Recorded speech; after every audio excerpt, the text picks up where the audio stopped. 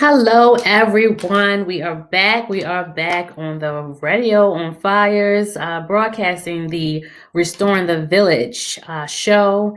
I'm really excited today to be here. We always talk about just making sure that we provide the resources.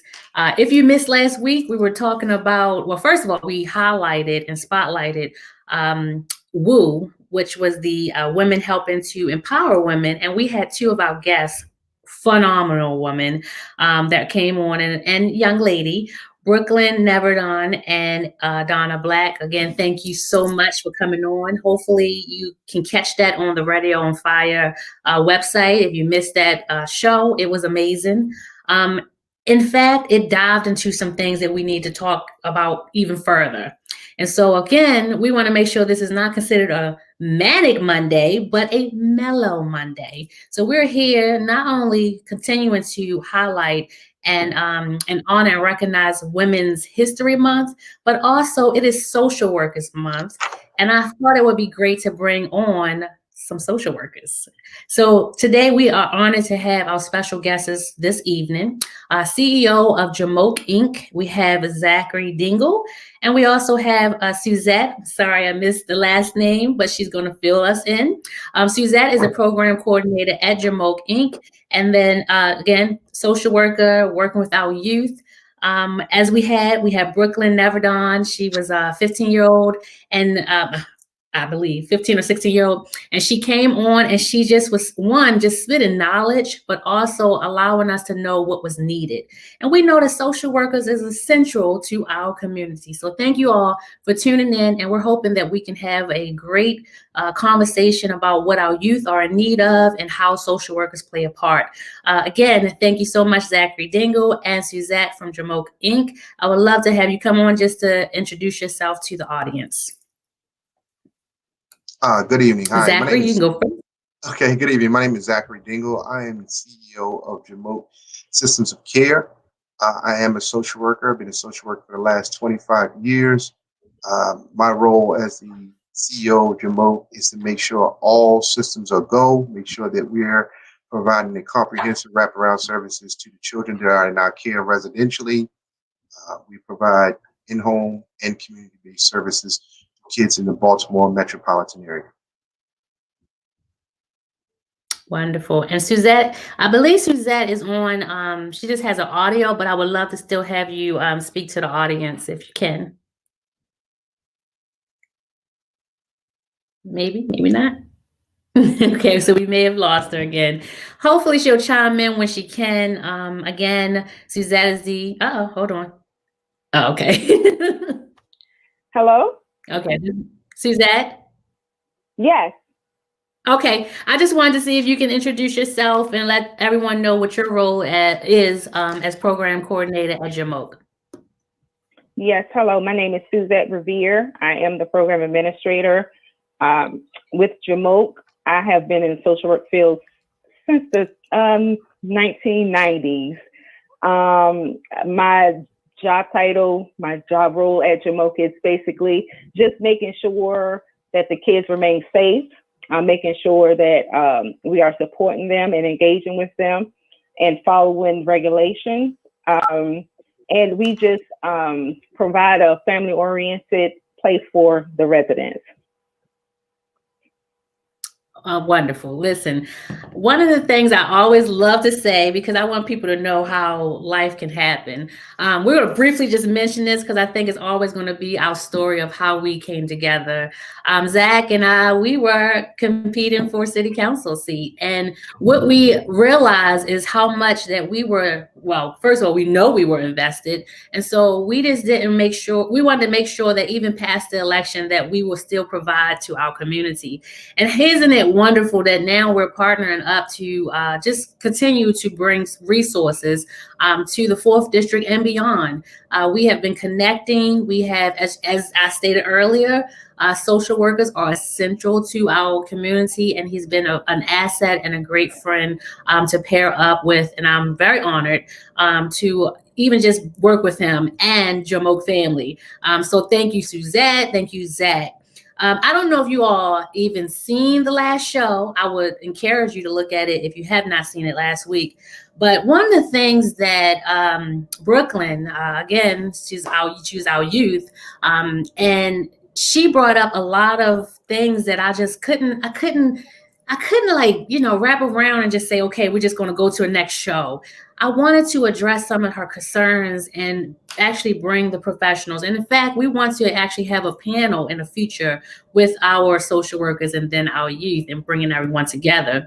But I thought it would be nice to just honor those that are giving back. And as Suzette said, just making sure that, our youth and community is getting the resources that they need.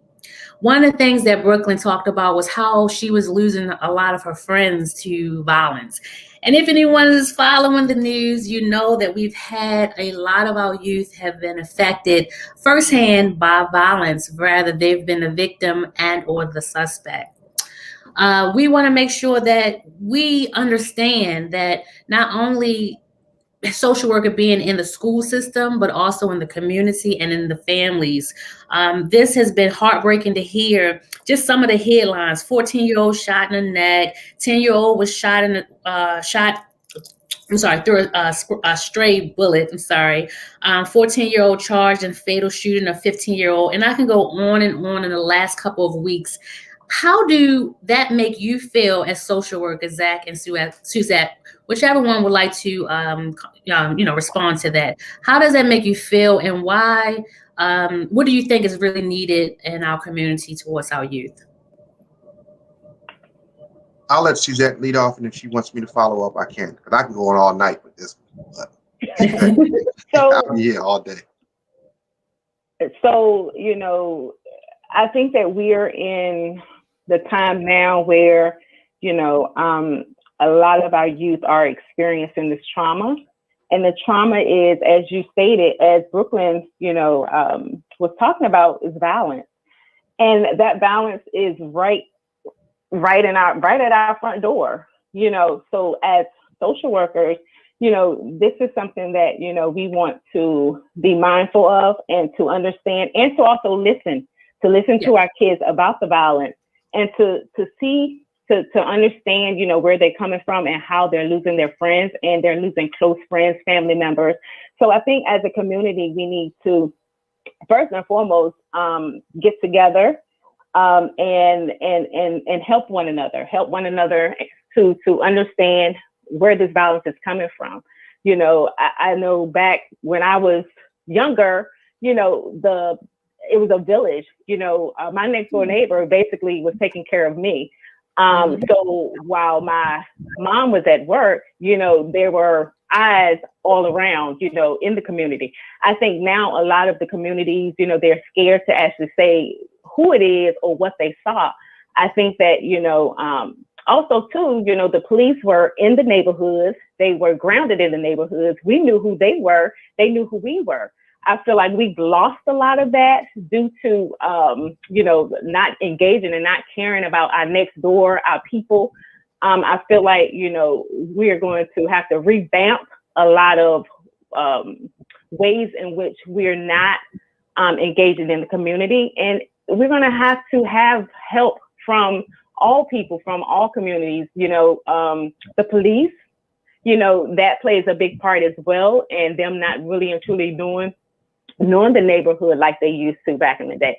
So I feel like, we're going to have a revamp of the system and what it looks like and what we want that system to look like, because if not, our kids are going to continue to experience this trauma, and, them seeing their friends be removed from them, be taken away. So I feel like, it's going to take a lot of work to get, our neighborhoods back the way, our communities back the way, that we want it. Thank you. That was powerful. Zac? Wow, where should I start? I was going to say that was powerful. Like, yes, it's true. It is very, it's touching and emotional to me. It's one of the things that we talked about during the campaign trail, hurt people. And one of the things we often say to our children in our communities, what's wrong with you versus what has happened to you. And a lot of times the behaviors and the display of behaviors is a result of, as Suzette said, some trauma. This is the way our youth are responding. Access to guns. It's no longer a fist fight and it's over. Now young people are turning to weapons that is having a permanent solution to a temporary problem. And it's gotten to the point where, like you said, 15-year-olds are shooting 14-year-olds and 10-year-olds can't even play outside. It is the result of a lack of resources. It is the result of neglect. It is the result of abject poverty, our education system. We can go on and on and on and on. What we have to do is find some solutions. And that means folks have to get out of their comfort zone and start participating in the lives of that we care for. Every kid that's walking around the city has to have someone that they feel is crazy about them. Literally, just, even the worst kid that everyone wants to run away from, it has to be a coach, mentor, a school teacher, or a next door neighbor that sees the good in that child. Once we do that, we can start to affect the rage that is burning within our children. And they're just responding with the pain that we as an adults have grown accustomed to living with. These children are not able to deal with that. Their social skills are depleted. So we have violence in our community. Now, Matt, let me ask this question. Do you believe this is something that has already been going on and maybe COVID or the pandemic has brought light on it? Or do you believe this has increased because of the schools closing as far as violence with our youth? Well, I think it is definitely something that has been a powder keg. And it started in our shop. And what I can say is the lack of resources, the lack of programs such as Jumoke. At one time, it was a lot of resources and a lot of programs that were in the city that was addressing young people. Now it is slim to none. There's very few of us are left that is providing services to what we call quote unquote at-risk children. And they're left to be in communities and Big Mama's not there anymore. So we have a situation where they're turning to the gangs, they're turning to their peers for advice, TV and music and all the things that play a role in terms of how they shape and see the world is what we're experiencing today. We're experiencing some serious trauma with our young people. And this can come from any, socioeconomic family. You can have a well-to-do family, and you can have the most impoverished family. Those children are probably experiencing the same type of drama in their life at the age of 14 and 15, going back and forth to school or socializing and bullying and all those things. Yeah, I agree with the, I'm over here writing notes. I must be that inside that social worker. Responding to trauma, greater access to guns and other weapons, rage burning inside due to whatever, like this is how they're responding to some of the things that are going on, the hurt, the pain. I remember talking to someone and they were just saying how they lost their brother and perhaps like other cousins, like it was a close-knit family that they were losing. And then just going home, from school, having to worry about if they're going to be robbed. Like this is all PTSD as well. So trauma and sometimes just carrying a weapon to feel protected. So these are different layers of things that could be occurring, correct? And so we're just, one thing I love that Suzette said, and hopefully you hear this, sister girl, she said it takes a village. And then this is what it's called, restoring the village. We want to make sure that what is needed to actually restore it. Like you said, programs and organizations, your police, your community, your families. What happens when the family is broken? What happens when they don't have that village? How do we, get to them?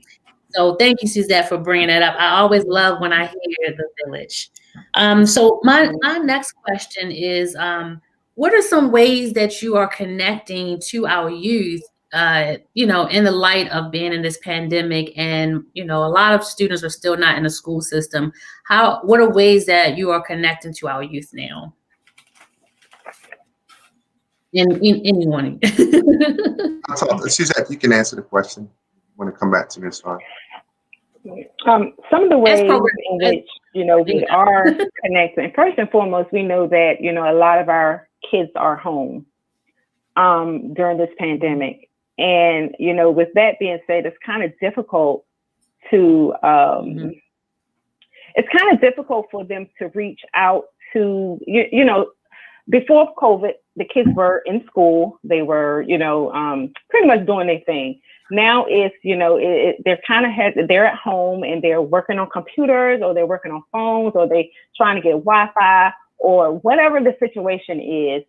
We found that, in our program, just allowing the kids to engage with their peers, or allowing them to engage with family members who they may not be able to see during this time, really and truly has helped. Even if it's a FaceTime, even if it's, I'll allow you to, use my phone or my Wi-Fi, whatever may be the cases. I think that it brings a lot of their anxiety down when they are able to engage in familiar territory. I know that in speaking to you earlier, you were saying how, one of the youth was telling you that, they weren't able to engage with their peers, because of them not going to school. So I think that, with Jumoke, we continue to allow them to engage, continue to allow them to have, games, just trying to provide a sense of normalcy, a game night. Making sure that, for me, peer support plays a big part of allowing our kids to learn from one another, making sure that they're there for each other, making sure that, whatever their need is, we're there to provide for them, with the school piece, going out and getting computers for them, making sure they have the Wi-Fi. Just any and everything we can think of to support them during this time, because we know that it's unforeseen time where, we all are overwhelmed. Even parents are overwhelmed. So we try to just provide some sense of normalcy, or whatever that looks like for each individual child. I was just about to ask you the question, like, sorry I was late, guys. Peace and power to everyone. I was going to say introduce stuff.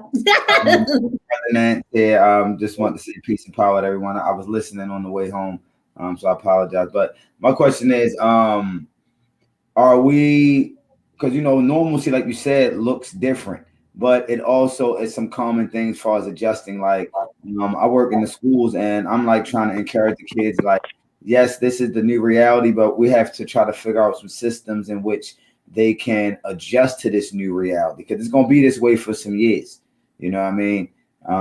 So what do you guys think, being on the ground workers like myself, what do you guys think the messaging should be to students that don't understand that this is going to be the new way of learning and engaging for the next few years?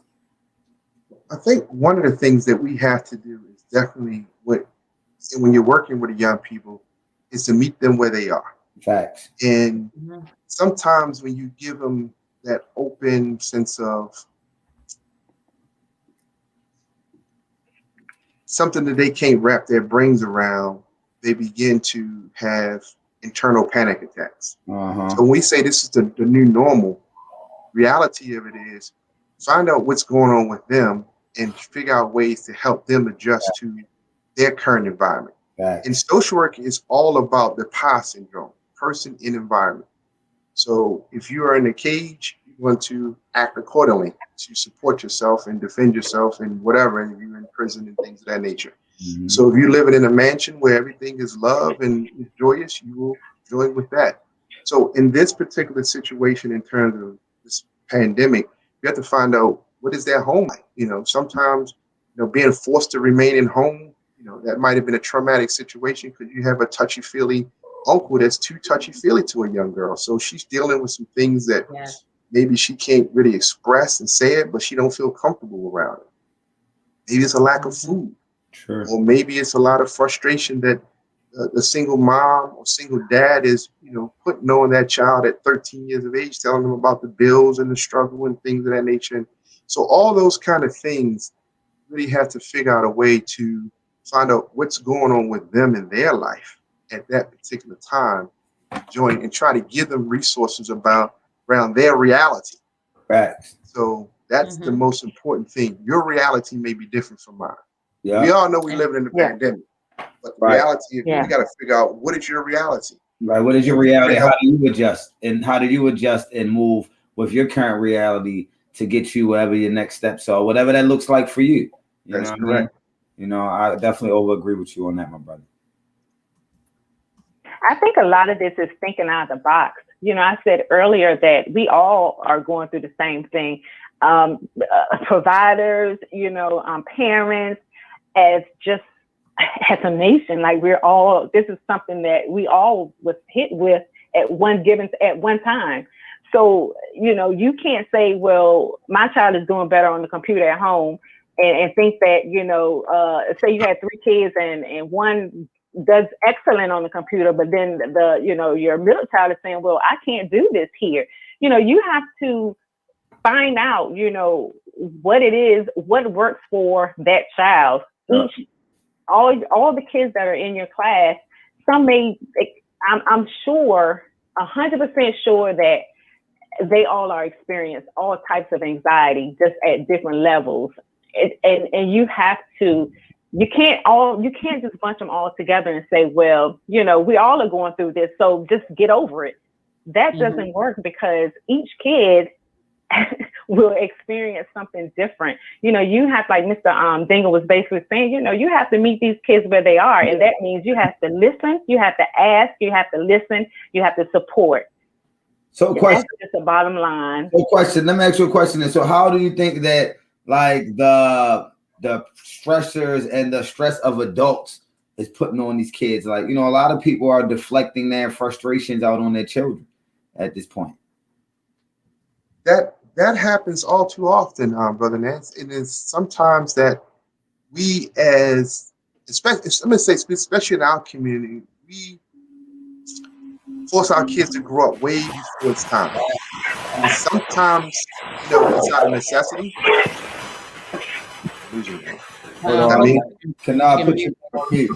Yeah, muted for a second. Mine's muted. Sorry, brother. That's cool. So let me give an example for one of the things that we call a 7-year-old man. There's nothing about a 7-year-old boy that makes him a man. He's still a boy. So let's let him be a 7-year-old boy. Yes. So we have to teach him how to be a little boy first, be respectful, how to do little boy things, and so forth. So it is a struggle in terms of our homes that we have to be very conscious as to where our children are and not force them into traumatic situations. Right now, have a conversation with dad or mom away from the child. This child should not be hearing things that are two adults are discussing. Exactly. And that plays a part in terms of how they see the world. Because I got small things. Because I got a 17-year-old son, and he just looking so forward to being 18. And I'm just like, what are you so excited for? So let me explain something to you. 18 just means you can pay taxes, brother. You know what I'm saying? Like, and I said, hey, you're not I'll be 45 this year. I've said you don't really begin to your manhood really until like 25, 30 if you on the path of going the right way. You know what I mean? Like, as far as your understanding. So I told him, like, take advantage of the fact that you have parents that will allow you the space to grow and make mistakes. And you know what I mean? You don't have to rush to pay bills, even though I'm going to let you be responsible and teach you about finances. But again, he's growing up in a different household, but he's just so excited about being 18. I have, well, what is your plan? You know what I mean? Like, what does it look like? Why do you want to create bills and stuff like that? Why are you such in a hurry to move out when you basically live on your own in your house? You know what I'm saying? It's like, right. You know what I mean? You got the same liberties and freedom you would have on your own. So I understand the psyche of kids wanting to grow faster. Brother Kennard, I didn't want to. And actually, I was gonna bring Kennard in. One of the things that Brooklyn talked about was how sometimes our youth feel like we don't listen. And so I'm so grateful to have Kennard on the show as well. Could you introduce yourself and your age, and then we'll go dive right into the question for you. My name Kennard Stokes, and I'm 16 years old. Yeah. You sound strong, right. boy. Thank you. So thank you, Kennard. I'm not sure if you've been listening or tuning in, but what we're talking about is one, trying to listen to our youth even more. We are also just recognizing our social workers who are tremendous, as well as our frontline, just community leaders that are trying to help our youth. And we wanted to make sure that we don't want to talk as adults and just think we know everything you all need. We wanted to make sure that, we will have you all at the table, meaning our young generation, you are our now. And so some of the things we're talking about now is basically with the violence that's going on in our city, how is it affecting your mental? What's needed basically to help you grow, to help you thrive? Would you like to just speak on just how the violence is even affecting you mentally? Yes. I feel like it's affecting the kids more because we need adults in our life, and we need mentoring too, and we need help with like guidance and patience and positivity. And once we be around negative stuff, that's going to change the kids to do negative and set them off as a bad example. You said you're 16. Thank you. That was like a powerful statement there. And now here, look, you have social workers here, you have community leaders, you have a broadcast, Black-owned, that's on here, and we're listening to you. And it's shared on, an audience. And so if you had anything like that you wanted to say to your peers, to help them stay on track, what would be some things that you would say positive for your peers? I would say get to know God more. Get to know God more and build a better relationship with Him, because He can change your life around like He did also with me. I'm speechless. I think we all are, right? Absolutely. So I think, so one of the things that Mr. Dingle said is about some of the trauma that we're dealing with, some of the things that we're dealing with as far as trauma. It's things that should never have happened to us, and if it's not treated, and as you stated, that spiritual level or that spiritual guidance, it goes into your adulthood, or it goes into just feeling like, I don't care. And sometimes we're seeing that effect of just a numbness, or just not caring anymore, just hurt. It's painful.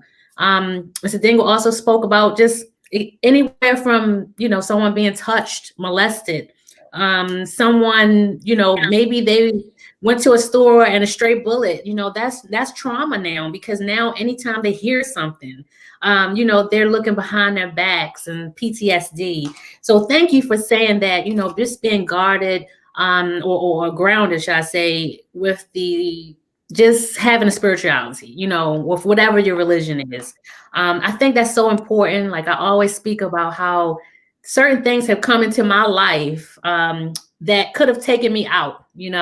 I tell people all day long, I'm trying to restore the village, but if it had not been for my village, I don't know where I would have gone, and I think everybody on this panel feels the same way. So thank you, Kennard, for speaking out, and for also, like I said, things that you can say to your peers. When you hear, like, one of our youth said last week was that she's losing a lot of her friends. I don't know how you've been affected personally, but if you'd like to speak on that, let us know. But otherwise, just let me know how do you think some services like from social workers and community leaders could do that? You mentioned mentor, but are there any other programs or anything that we can do to be more hands-on to help? Yes, I feel like we can like set examples. get away from that crowd and like get away from the crowd and separate yourself. Be around positivity and not no negative stuff. Help them build others and do the things that's responsible and be more responsible and mature. And once you do that, they will start doing the same thing as you.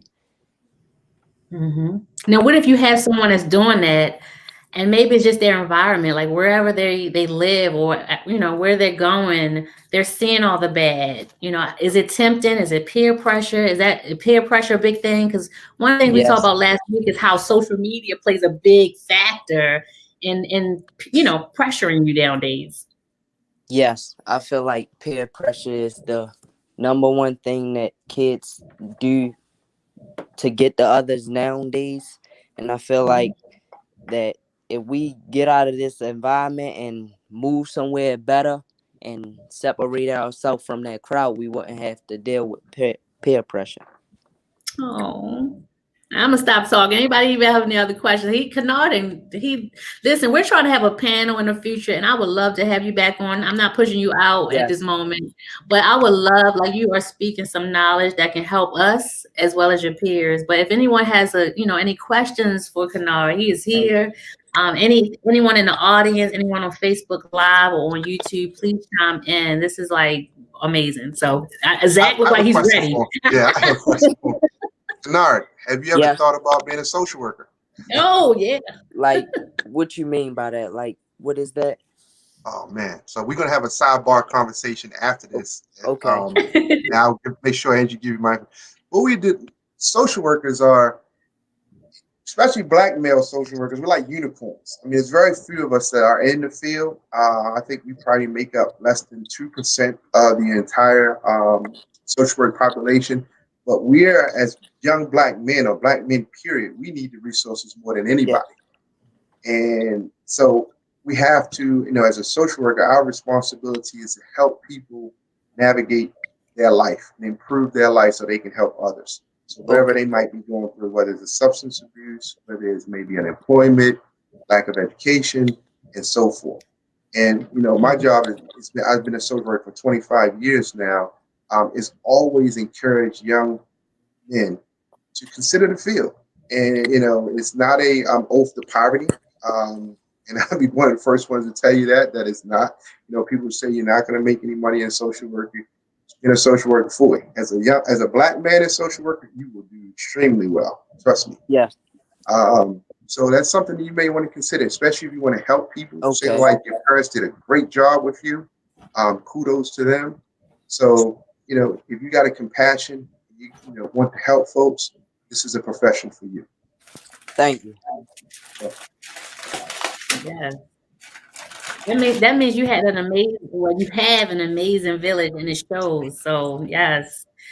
Now Brother Nance is quiet. Usually he got the questions. He must be blown away by your response. Oh, here he goes. I mean,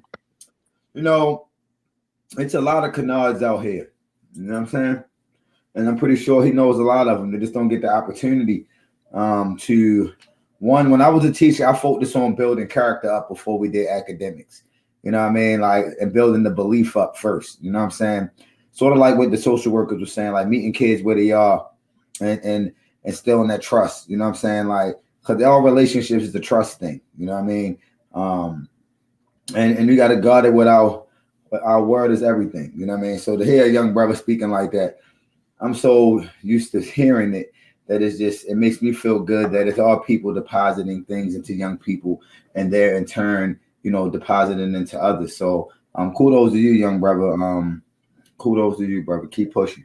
Thank you. No.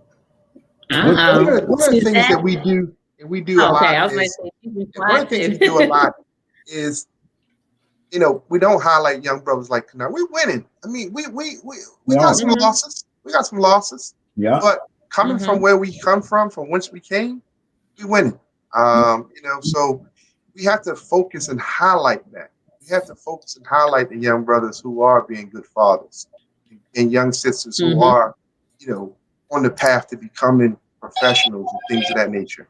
You can't always highlight the bad. Yeah, and it's give them bad out there. and give them the supports that they need. Like, you know, if they're interested in, if they're in the 6th grade, 7th grade, and they talking about they want to be a chiropractor, they buy them a bone chart. They can start the bone chart while they're in the 6th, 7th grade, so they curve. You know what I mean? Like things like that. It's like, you know, we spend so much time, like you said, highlighting those that need help, and sometimes the students that are thriving in school need help in other aspects of their life. You know what I mean? And so I'm glad you brought that point up, brother.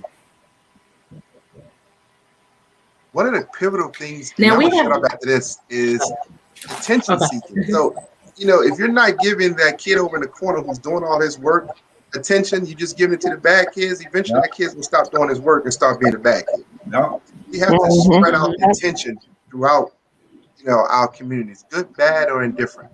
I'll shut up for you. That was a good one. Kennard, we have a question for you, Kennard.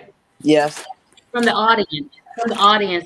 Someone, let me look at it, make sure. Okay, so Sansaray, she has a comment, and she says, outside of God, who else keeps you focused?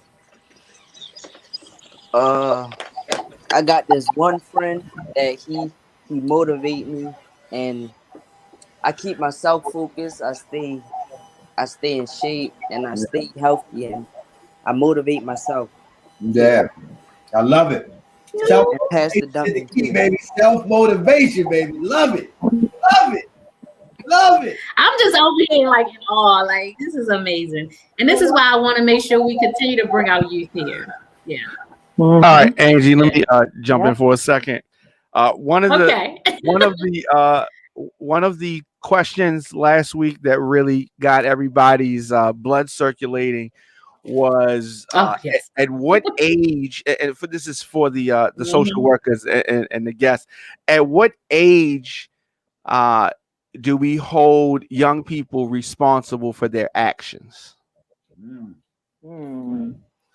That was one that we stayed on this topic for a while last week. Wow, that's a good question. Who wants that first? Kennard. Now it's tricky because it's not one answer. It's not really one answer to it, but it really is. Try to explain it. Y'all thoughts? Well, I think one of the things that, you know, there's some age appropriate behavior. Like Brother Nance was talking about his 17-year-old son wanting to be an 18-year-old, and with that, there comes some responsibilities that go with being 18. There's some responsibilities that goes along with, like the first thing he said, you got to start paying taxes. You're going to start, you know, there's a lot of things that go with. It's called age appropriate behavior. So if you're 10 years old and you go to this corner store, candy store, and you still, you know, $10 worth of candy, you need to be held responsible for that in terms of paying that store clerk back or using out on your PlayStation and things of that nature. We have to teach them from the very beginning. There's natural consequences to every action that you take in this world.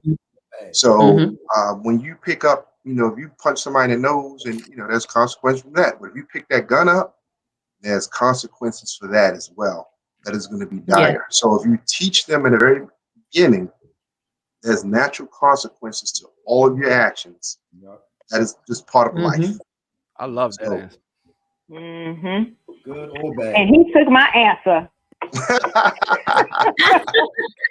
I swear you want to listen to it last week in my I'm going to say, starting from Erickson, you teach your kids from the beginning. You know, a baby will eventually begin to crawl, and after crawling will begin to walk. So during those times, which are very critical, are when you're teaching them. So if you've taught your kids during those times that, you know, you're crawling, and you know, the kid is around people who's walking, eventually the kid is going to get up and walk because that's the environment, that's what they see. So again, Mr. Dingle, you're right. At the age of 7, if a kid goes into a grocery store, goes into a corner store and picks up something, and you look at them and they look at you and they put it down, they know better. But if a 7-year-old goes into a corner store and puts something in their pocket, and you know, the mom or whomever the person is with them sees that and does not correct them, that behavior is going to continue. So you teach at an early age, and while you're teaching, your kid is going to realize that as they grow, whatever you do, there's natural consequences for your behavior. And you take that candy, your butt might get beat. You pick up that gun, you might take somebody's life with it. Like it's a taught for me, in my opinion, it's taught. It's just a process that we have to teach our kids. And some kids, unfortunately, they have not been taught that natural consequences. You suffer from consequences based off your behavior. So I guess Diamond K, correct me if I'm wrong, right? Are we, what about the child? Because someone else put it in the comment. What if the young person doesn't have a good home environment?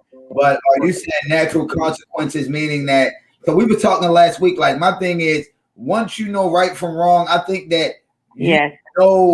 You know what I mean? It's not okay to kill somebody if your life is not in danger. You know what I'm saying? Like, I don't think that's something that sit down and tell me. Like, nobody set me down was like, Juan, you know what? Don't kill anyone. You know what I mean? Like, no one did that. Right. You know what I mean? So, but you figured that out along the way and early on. Right, exactly. Yeah. Exactly. But also, speaking from a teenage, but some moms don't teach their, teenage daughters about sex. But reality is, they see that their friend got pregnant, exactly. or they see that there's a teen mom walking, then they know that if you have sex, there's consequence for that behavior. And that's one thing I agree with that, because we talked about last week how the media plays a big part, the videos, the music. Like, even though mom is telling me one thing, you're hearing all these outside influence and being around the outside influence, school or going out to play, and it is difficult, and like that's why I brought up about the just peer pressure and social media and how it's all playing a role with that. Hey, brother Kennard, how do you navigate that space, brother Kennard? Like, how do you navigate the temptation of what they are subscribing, because they're basically subscribing how they want a young person to be and act at this point. You know what I mean? I would say get like, it could be a mother or a brother or a cousin or aunt that put them in your life and send them over there for like a couple of days, and then let them be over there in positivity. Send them somewhere positive, so it won't be no negative, hard doings and hard workings. So let me ask you a question. Did you have to have, what grade you said you in again, bro? 10th. So as a 10th grader, right? It's an important year, and you looking towards what the future looks like. Do you have to have conversations with your peers to keep you guys motivated during this virtual learning space? Because to be honest with you, it's not only like everybody said earlier, it's not just the youth frustrated. Mm-hmm. The parents, the teachers are burnt out and frustrated. So you guys are receiving a lot of energy from a lot of different spaces. So I guess my question is, do you have to motivate your peers around you guys to stay engaged with this virtual learning space? Yes, I believe so, because if we help each other and build each other up and help each other with answers and quizzes and stuff, they won't fall down and be depressed and stuff like that. Yeah, because I got to see. Kennard. Yes. I was to say, Kennard, I have a question for you. I do know that 10th and 11th grade students will be going back into the school buildings in a couple of weeks. How do you feel about going back, or will you be going back? But how do you feel about going back into the school buildings? For me, I wouldn't want to be in that predicament because it's a lot of peer pressure, but I don't be caring about peer pressure because I don't let nothing get to me no more. But it's the environment. It's a bad environment. And are you saying the schools activity? Are you saying the schools is a bad environment? Yes, like some of the kids. Okay. Wow, look, we're gonna have to do like a part 2 with that, because I think you Angie. I'm sorry, say it again. Somebody said to the youth, what was the most impactful experience that you have been in or seen that really made you choose to stay on the positive side of being proactive in life? Instead of being reactionary, you are being proactive. You're planning ahead. Kennard, that question was for you. That wasn't for Brother Nance. He just. I would say, amigo. Like, what experience has happened in your life that impacted you, like to keep you, to make you choose to stay on the positive side? You know what I mean? The people that I surround myself around, an event, and experience. Hold on, Angie. Yeah. About to talk. The people I surround myself around with now, and my family. But what made you change your circle up though? Getting caught with the things that I wasn't supposed to. I like how you work, boy. I like how you talk, boy. So, like I said, this is like so people need to hear, that realness. Like even when I'm speaking, I'm very real. I'm not doing it for any kind of sympathy. I let people know, and I think that's what people will gather from you. You'll do well, whether it is a social worker or whomever. I think you would do well because you will be relatable to our young people, and so we're thankful for your voice, and we thank you for your honesty. It's not time. It's not that many times where you'll have our youth taking their time on, now night at 8:00 to just engage in this positive conversation about, a positive direction in the city.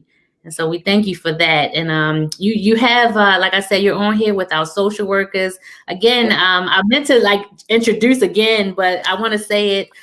We have, first of all, this is still a National Social Worker Month. I think that's what it's considered called, but national, I believe, Social Worker Month. Again, we have the owner of Jumoke Inc., Zachery Dingle, as well as Suzette. I'm going to get your last name mixed up, so bear with me. I'm just going to have to say Suzette.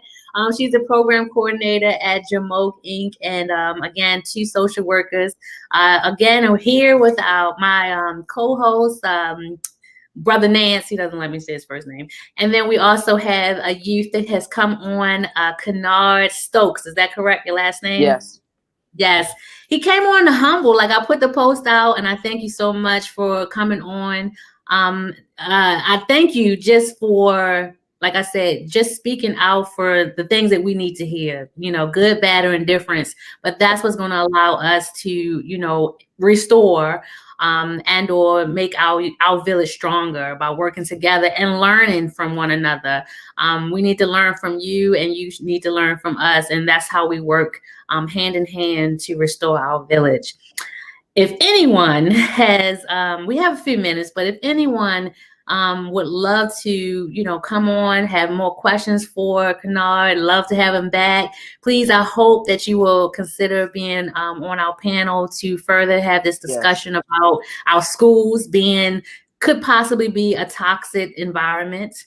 And the peer pressure, the things that are going on in our youth, like we're hearing it straight from the babe's mouth, and we want to make sure that we take that space and we honor it. You understand? So what I'm hearing today, we want to build from it, and we want to make it better.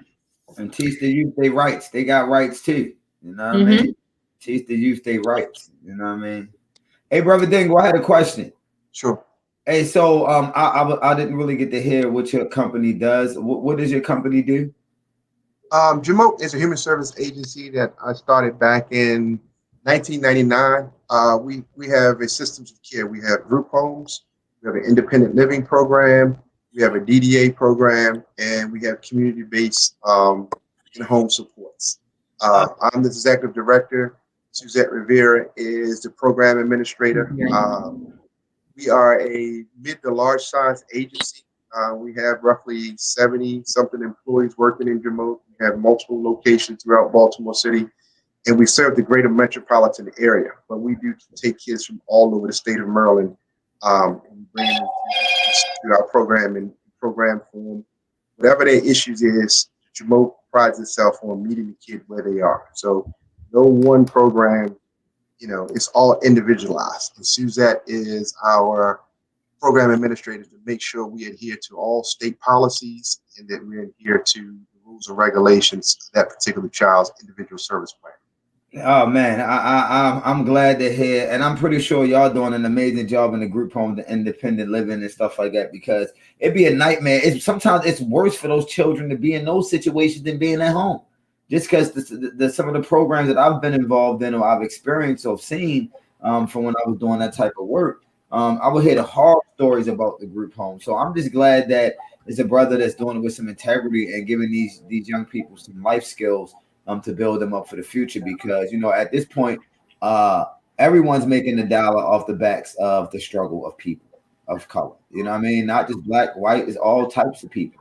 And so I just wanted to commend you and your company for doing it with integrity, because I'm actually looking to build a 10-bed youth transitional home in Baltimore. So I would love to speak with you outside of here, as a mentor on that project. Absolutely. So one of the things that I do pride myself in, that several people that's come to Jumoke and started their own agency, and we support them, is we as a Jumoke and Suzette, that's why I don't say I'm the owner. We can't own a service. Right. We provide a service. You just a vessel. You just a vessel. I'm just a vessel. So, we can't own a service. So we provide a service to the community. And there is some situations where that, some colleagues that really wasn't invested into their program, and they choose children situations are that we are. And then there's a situation where the home is far worse than what the community is. So it all goes hand in hand. It starts with the person at the top, and it starts with me. Anything goes on in Jumoke, it's my responsibility and my fault. So that's how I conduct myself. Love it, brother. Love it. Thank you. I hate when I go to group homes and you see them just feeding the kids Sam's Club food, and they not getting no skills, learning how to cook and learning how to, people don't realize how important health is, man. So mental health, physical health, spiritual health, man. So I want to say, I love what you said about you can't sell a service. You can't own a service. You can't own a service. Now I want to say something. My daddy was always working in a group home, and actually that's where I even remember Dingle. When I was hearing the name, I'm like, hey, I know who you are. So I know the work has been very honest, genuine, and longevity there. We appreciate, your work in the community, in the 4th district, as well as beyond throughout the city, helping with our youth. I want to say this one thing before I kind of start wrapping it up, because we are over time now, but we do have a comment. I'm just going to wrap up one comment. Angie, can I say something? I was going to say this person's from Virginia, so I wanted to kind of give the kudos that someone's watching from Virginia. So thank you, Matt. He asked, Matt asked, what is Social Workers Month about nationally? It's recognizing social workers that are doing, giving back in the community and just recognizing them for that month. I don't know when it started, but I wanted to just say, it's a national. So it's national, because he's calling to say, is it only in Baltimore? This is a national month recognizing social workers. And we just wanted to thank you. I would be remiss if I did not highlight your comment that you're watching us from Virginia. So thank you so much, Matt. Angie, can I say something to that? Before and I want to talk about that, Brother Nance just mentioned, in terms of, we're talking about, I didn't know Angie, but her father did. Mr. Smith used to work here at Jumoke. And this man cooked the most amazing breakfast. Every kid, every staff would show up, and it was like Big Mama's house. And that is the kind of beauty of Jumoke. And it's just around breakfast. There's folks that, they just came to Mr. Smith's breakfast. I used to always wonder, why are you spending so much money at Eshan? And that's one of the locations. And it's because Mr. Smith was making pancakes, eggs, grits, sausage. And there was so many people in and out of that house. And it was because it was like Big Mama's house. And it was like, as soon as you stepped on the porch, you smelled the breakfast. And it's just built such a relationship. And the kids to this day still call back, and they still remember their time. And some of them went to prison.